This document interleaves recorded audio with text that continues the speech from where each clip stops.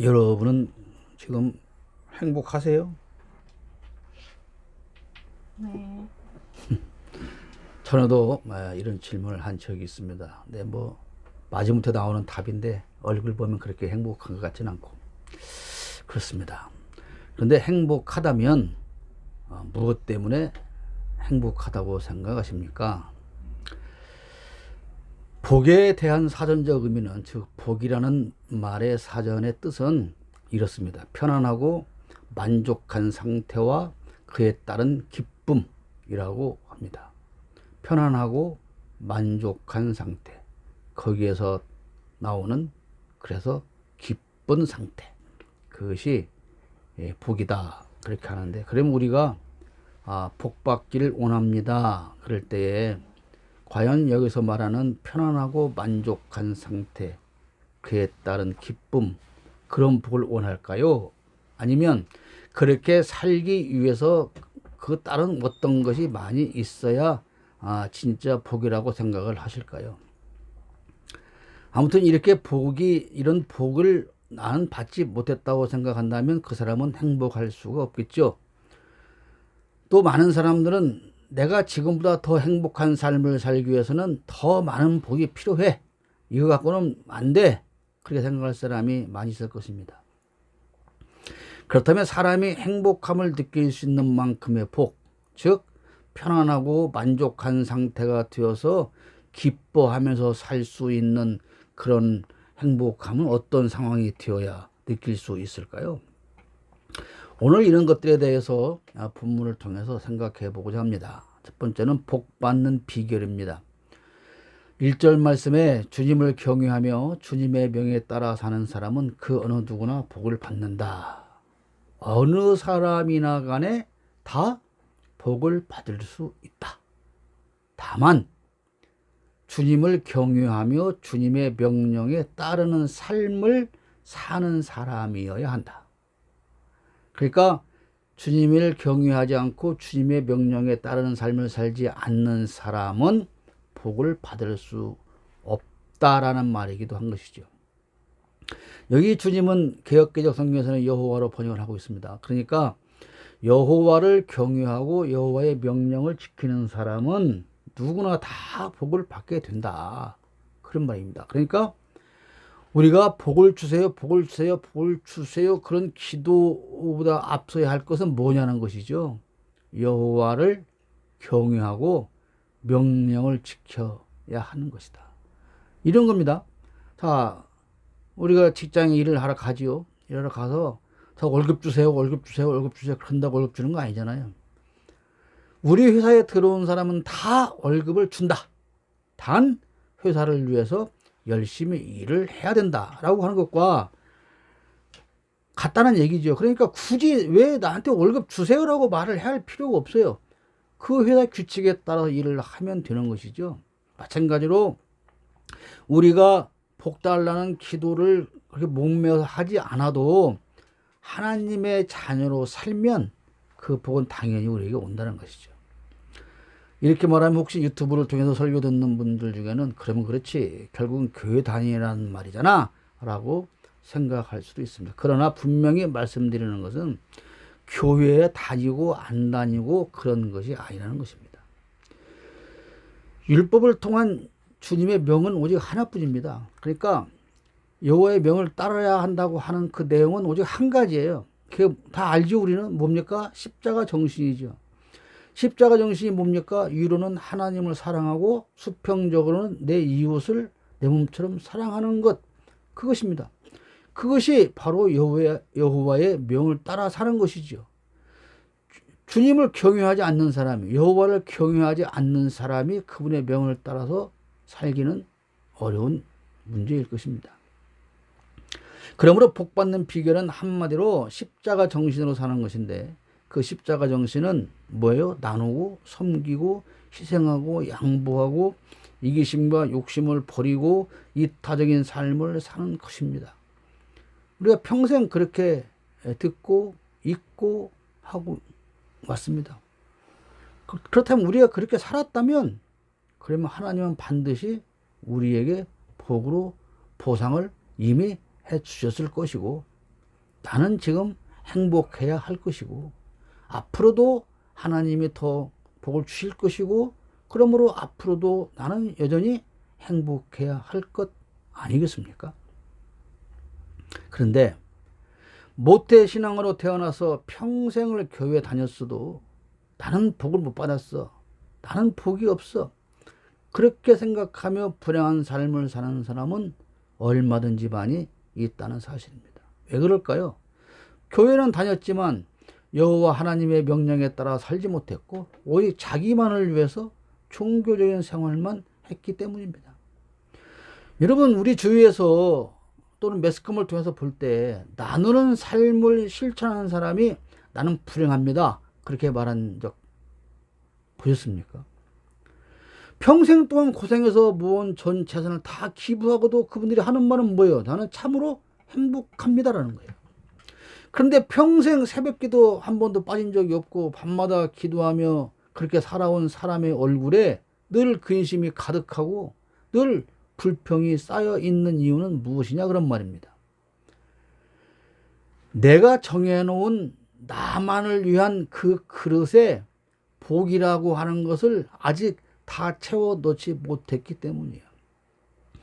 그러니까 복을 하나님께서 주시는 것이라고 생각하지 않고 내가 수단과 방법을 가리지 않고 끌어 담아야, 그래서 내가 만든 그 큰 그릇의 복을 채워 넣어야 되는데 아직 그걸 채우려면 멀었다. 아직도 멀었어. 아직 바닥도 안 찼어. 그러니까 불행할 수밖에 없는 것이죠. 그리고 나누거나 섬기는 삶을 살아본 적이 없어요. 그 기쁨을 모릅니다. 우리가 이 공동체를 운영하면서 가끔 이렇게 나눔을 실천했을 때에 그 받는 사람도 기쁘겠지만 우리가 주고 얼마나 뿌듯하고 행복합니까? 아, 이걸 할 수 있다니. 그래서 감사하는 것이죠. 그래, 나누거나 섬기거나 주는 삶을 살아본 적이 없는 사람은 자기가 받은 복에 대해서 만족할 수도 없는 것입니다. 그리고 뭐라고 말해요? 아직 내 것도 없는데, 내 그릇도 못 채웠는데 어떻게 남을 도우며 살란 말인가. 지난주엔가요, 그 편의점 할머니가 그랬죠. 동전을 모아서, 근데 그 동전을 갖다 기부를 동사무소에 하는데 동전이 때 묻었으면 사람들이 안 받아갈까봐 다 닦았다는 거 아닙니까? 그 동전을 다 일일이 닦아서, 깨끗이 닦아서, 물론 그 동전을 직접 누구에게 전달되는 건 아니겠지만 그 할머니의 그 마음, 불과 몇십만 원밖에 안 되는 거지만 얼마나 그 마음이 아름답고 그 할머니는 행복하겠냐, 그런 말입니다. 복이 뭐냐는 거예요. 복. 2절에 기록하고 있습니다. 내 손으로 일한 만큼 내가 먹으니 이것이 복이요 은혜다. 그러면 뭡니까? 내가 일할 때가 있어요. 그 일한 것을 수입을 얻어서 내가 지금 먹고 살아요. 그러면 이것이 뭐예요? 복이요 은혜다. 그러면 복 받은 사람이 복 못 받은 사람은 과연 얼마나 될까요? 가만히 앉아서 아무것도 하지 않아도 세상 사는 동안에 필요한 것들이 차고 넘쳐서 쌓을 곳이 없고 평생 다 사용해도 그것이 남아서 자식들에게 물려주는 것이 복이라고 사람들은 생각을 합니다.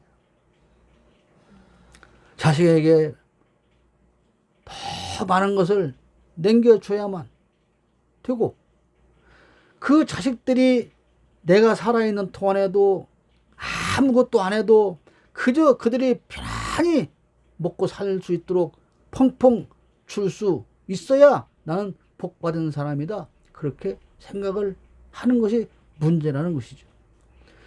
그래서 더 많이 가지려고 자기보다도 오히려 더 적게 가진 사람의 것까지도 탐내고 착취해서 내 창고에 가득 채워놓기를 열망합니다. 그래야 복을 받은 것이라고 생각을 하는 거예요. 복은 하나님이 주신 것이지 내가 누구 것을 가져오는 것이 아닙니다.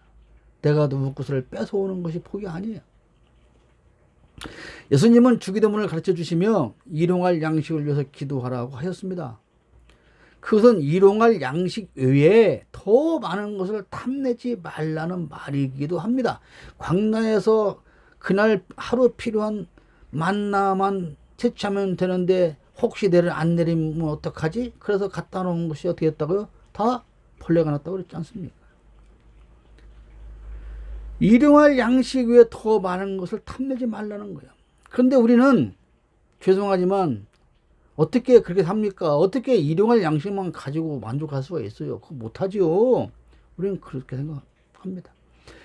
일용할 양식이 뭐예요? 내가 평생 먹을 것과 자식들의 평생 먹을 것까지 다 채워 놔야죠. 그래야 우리가 편안히 살 수 있지요. 라고 생각을 하고 남의 것을 빼앗아 오기 위해서 수단과 방법을 가리지 않고 있다는 거예요. 누가 그런다는 거예요? 예수 안 믿는 사람은 말할 필요가 없어요. 평소에 예수 잘 믿고 신앙 좋다는 사람들이 그렇게 살고 있다 그 말입니다. 그리고 그것을 위해서 새벽마다 엎드려 기도하는 거예요. 그리고 그것을 자랑해요. 나는 복받기 위해서 새벽마다 이렇게 많이 기도했어. 수단과 방법을 가리지 않고 착취하고 속이며 그 많은 양식을 쌓아서 산을 이루고 또 산을 만들어 가야만 직성이 풀리는 기독교인들, 하나님과는 상관이 없는 것을 가지고 있는 겁니다. 그래서 아직도 복은 채워지지 않았고 행복이라는 단어조차 그것이 무엇이 모른 채 살아갑니다. 물론 일용할 양식에 대한 개념은 상대적으로 다를 수 있습니다. 사업하는 사람이, 회사를 운영하는 사람이 직원과 그 가족을 다 먹여야 하는 입장에서 일용할 양식은 단위가 달라지죠. 혼자 사는 사람이 필요한 일용할 양식은 그 기업인과 단위가 달라질 수 있어요. 그러나 중요한 것은 내가 일한 만큼의 정당한 대가를 받아서 살고 있다면 그것은 하나님이 주신 복이다 말입니다. 그러므로 그것에 하나님이 지금 나의 삶을 이만큼 주신 것이구나. 그래 보니 얼마나 감사하고 행복합니까? 그런데 그렇다면 요즘 문제가 되는 노동자들이 일한 만큼의 대가를 받지 못하는 그것에 대해서는 어떻게 해야 하는가? 그런 질문이 당연히 나올 수 있어요. 그러면 그렇게 착취를 당하고도 만족하고 살아야 합니까? 라는 질문이 나올 수 있습니다. 또 부당한 대우를 받는 사람은 그럼 하나님의 복을 안 줬기 때문입니까? 그런 질문도 나올 수 있습니다. 그러나 오늘 제가 드리는 말씀은 부당한 대우를 받아도 그걸로 만족하라고 하는 것은 절대 아닙니다. 당연히 그런 문제는 그 문제대로 해결을 해야 합니다. 다만 내가 건강하고 직업을 가지고 무슨 일을 하든 그 대가로 인해서 내 가족이 먹고 살고 삶을 누리는 그것이 하나님이 주신 복이라고 하는 사실을 알아야 한다는 것을 저는 말씀드리고 있는 거예요. 수고의 대가를 얻고 그것으로 온 가족이 살게 되는 그 자체를 하나님이 인정하지 않으면 누릴 수 없다는 겁니다. 지금 우리가 살고 있는 이 모습의 이 삶을 하나님 허락하지 않으면, 인정하지 않으면 도저히 살 수가 없는 것이죠. 여기 모인 저와 여러분이 월급을 받든 자영업을 하든 그것으로 인해서 그것으로 인한 소득을 통해서 우리가 살아가는 그것이 하나님 주신 복이에요. 그리고 그것이 하나님 주신 은혜입니다. 남들이 누리지 못하는 것, 남들이 갖지 못한 그것을 내가 가져야, 나만 가져야, 그리고 나만 누려야 하는 그것이 복이냐? 그렇지 않다는 거예요. 은혜가 아닙니다. 그것이 은혜가 아니고 그것이 복이 아니에요. 여러분, 진정한 복은 남들이 다 누리고 사는 그것을 나도 함께 누리고 있으면 그것이 복인 거예요. 그게 은혜인 거예요. 어찌 되었거나 요즘 그렇게 아파트 갖고 집 갖고 난리를 치는 이 세상에서 여러분 다 우리 집 가지고 살지 않습니까? 물론 우리 그 집 다 갖다 팔아서 서울 가져가면 베란다 한 평도 살 돈도 안 되지만, 그럼 그것이 지금 우리가 사는데 뭐가 불편하냐고 말입니다. 뭐가 불행합니까? 아니잖아요. 장사가 잘 되든 안 되든 장사해서 먹고 살고, 월급이 많든 적든 그 일해서 월급 받아서 생활하고 헌금도 하고 나눔도 하고, 그러면 우리는 복을 받고 은혜 받은 사람이다 그 말입니다. 평범하게 보편적으로 사는 것이 복이에요. 3절 말씀 볼까요? 내 집 안방에 있는 내 아내는 열매를 많이 맺는 포도나무와 같고 내 상에 둘러앉은 내 아이들은 올리브나무의 묘목과도 같다. 이거 뭔 말이에요? 내 집 안방에 있는 식탁은 금으로 둘러싸여 있고, 그렇게 말하지 않았잖아요. 내 상에 둘러앉은 네 아이들은 다 앞으로 대통령이나 장군이 될 사람이고, 그러지 않잖아요. 이 말씀을 보면 특별한 것이 하나도 없어요. 그저 보통 집안의 풍경이에요. 온 가족이 모여 앉아서 지금 식사하고 있어요. 그게 복이에요. 결혼해서 아내는 포도나무가 열매를 맺듯 아이들을 낳고 함께 지금 식사하고 있는 그 아이들은 감람나무 묘목이 자라듯 그렇게 자라가는 모습을 보면서 사는 것, 그것이 누구나 다 그렇게 살고 있는데 나도 그렇게 사는 것이 복이다 그 말입니다. 그런데 우리는 이렇게 평범하게 살면서 별로 행복하다거나 복받은 삶이라고 생각하지 않는 것이 문제죠. 그러니까 우리가 바라고 갈구하는 복이라는 것은 이런 평범함에 넘치는, 다른 사람이 갖지 않은, 나만이 가져야 하는 그 무엇인가를 더 소유해야 한다는 것입니다. 그러나 우리 주변을 돌아보십시오. 이런 평범함조차 누리지 못하는 수많은 사람이 살고 있지 않습니까? 다른 사람처럼 결혼하여 가정을 꾸리고 자녀를 얻고 자식이 자라나는 것을 보며 직업을 가지고 수고한 만큼의 대가를 받아서 살고 있다면 우리는 하나님이 주시는 복과 은혜로 살고 있는 것이 맞습니다. 물론 이런 정도의 삶을 살지 못하는 사람 또한 부지기 수입니다. 그런 사람을 보면서 위로받으라 그런 말이 아닙니다. 그렇게 사는 사람들은 복을 못 받은 불행한 사람이다 그런 말이 아닙니다. 여기 모인 우리 역시 다 아픔을 가지고 있습니다. 저 역시도 그런 사람입니다. 해마다 명절이 되거나 5월 가정의 달이 되면 참 많이 아프고 쓰리고 상처가 다시 덧나서 힘들었던 그런 시절들이 많이 있었죠. 그러나 하나님은 그런 아픔까지도 다 싸매 주시고 보상해 주셨습니다. 그래서 저는 이제 더는 아파하지 말자고 스스로와 약속을 하면서 살고 있습니다. 지금 오늘 현재 이 삶이 하나님이 주신 복입니다. 오늘 이 시간 저와 여러분이 여기 앉아서 이렇게 예배하는 그것이 하나님이 주신 복이요 하나님이 주신 은혜로 인한 것이기 때문에 우리는 지금 행복한 것입니다. 그러니까 우리가 복받지 못했다고 생각하거나 행복하지 않다고 생각하는 것은 지금 이만큼의 삶이 하나님의 은혜라는 사실을 깨닫지 못하기 때문에 그런 거예요. 아이들이 그러잖아요. 가끔 철없이 엄마는 나한테 해준 것이 아무것도 없어, 그렇게 말하죠. 그게 얼마나 철없는 거예요. 왜 아무것도 해준 것이 없습니까? 나와서 그래서 기저귀 사서 채워주는 것부터 모이고 입히고 그게 다 부모가 해준 건데 아이들은 그런단 말이에요. 엄마가 그래서 나한테 해준 게 뭐야?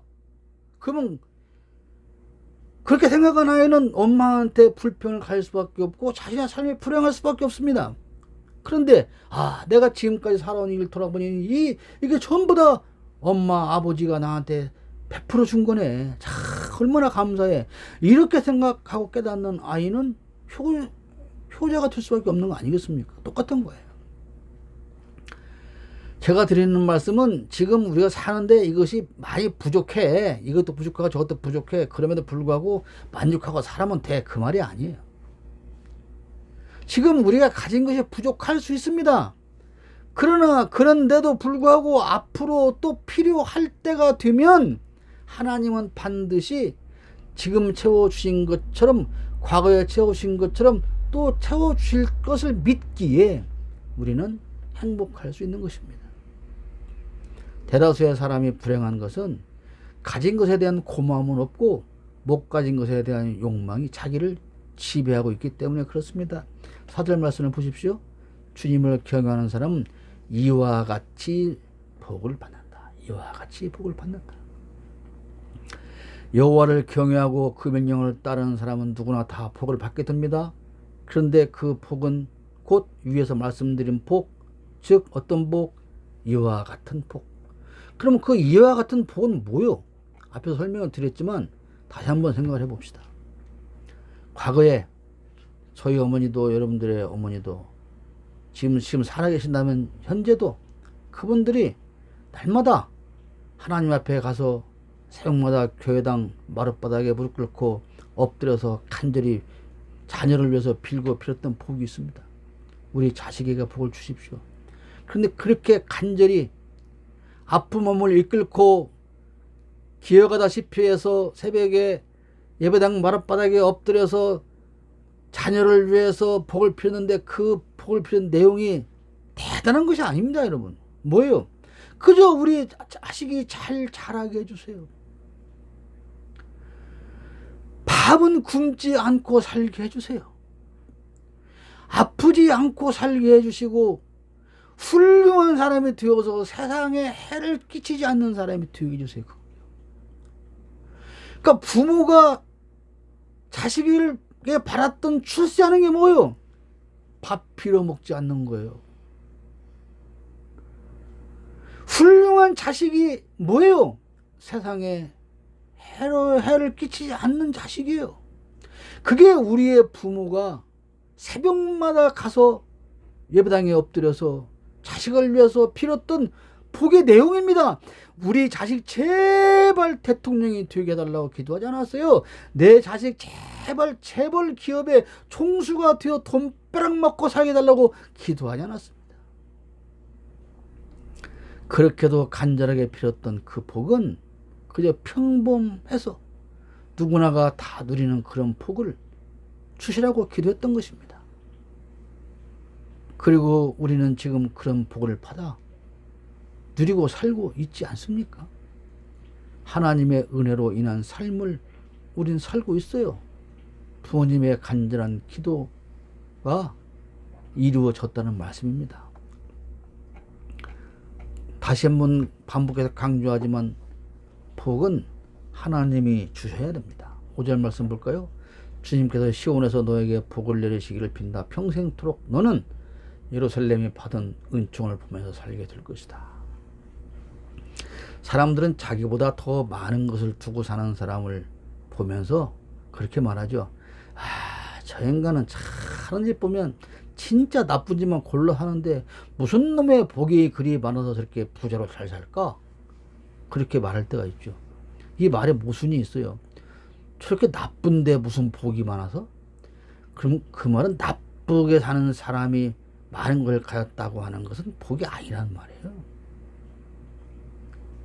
여러분, 돈 많이 가진 사람들 한번 돌아보세요.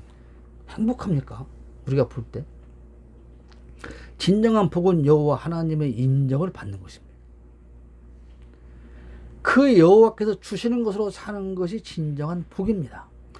아무리 많은 것을 소유하고 살아도 그것이 하나님으로부터 나온 것이 아니라면 절대로 그것을 복이라고 할 수가 없습니다. 가진 것으로만 따진다면 우리가 부러워할 사람은 수없이 많지요. 그러나 우리가 감히 흉내도 낼 수 없이 많이 가진 그들이 우리보다 행복하겠냐? 그것은 별개의 문제라는 것입니다. 우리는 돈 없습니다. 그러나 우리가 감옥에 가지도 않습니다. 우리가 권력은 못 잡았습니다. 그러나 검사 앞에 가서 조사를 받고 감옥에 갇히지도 않습니다. 그러면 우리는 복된 삶을 살고 있는 것이고 행복해야 할 이유는 충분하다는 것입니다.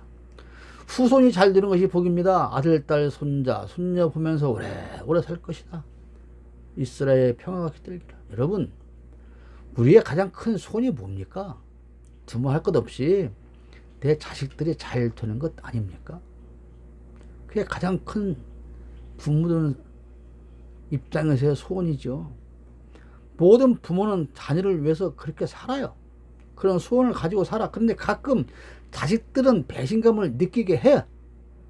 그런데 지금 제 부모들한테 배신감을 안겨주는 그들도 나중에 부모가 되면 또 제 자식을 위해서 그렇게 헌신하는 삶을 살게 될 것입니다.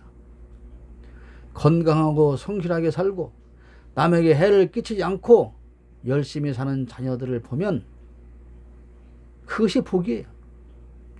그리고 나 또한 건강한 몸으로 살아가는 것, 그것이 진정한 하나님으로부터 받은 복이라는 사실입니다.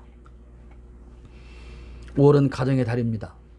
언제나 그렇지만 한 번 더 가정의 소중함을 생각하고 지금 내가 꾸리고 있는 이 가정이 하나님의 주신 복이며 은혜라고 하는 사실을 깨달으시기를 바라는 마음에서 오늘 이 본문을 준비했습니다. 우리의 부모처럼 우리도 자식을 위해서 늘 기도합니다. 그리고 그 자식들이 복받아 잘 살기를 기도합니다. 그렇다면 여러분의 자녀들이 어떤 복을 받아서 행복하게 살기를 원하십니까?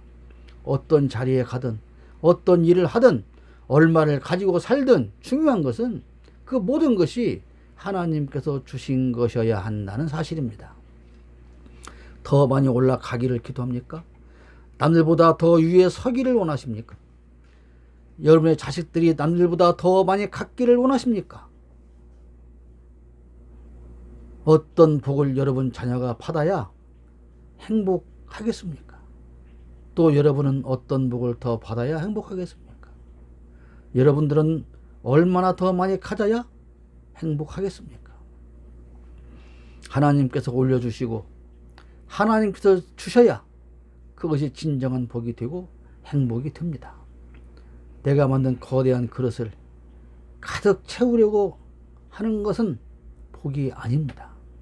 여호와로 인한 그 복을 누리며 언제나 여러분 가정과 여러분 마음 속에 주님께서 주시는 그 평화가 넘치기를 주님의 이름으로 축복합니다.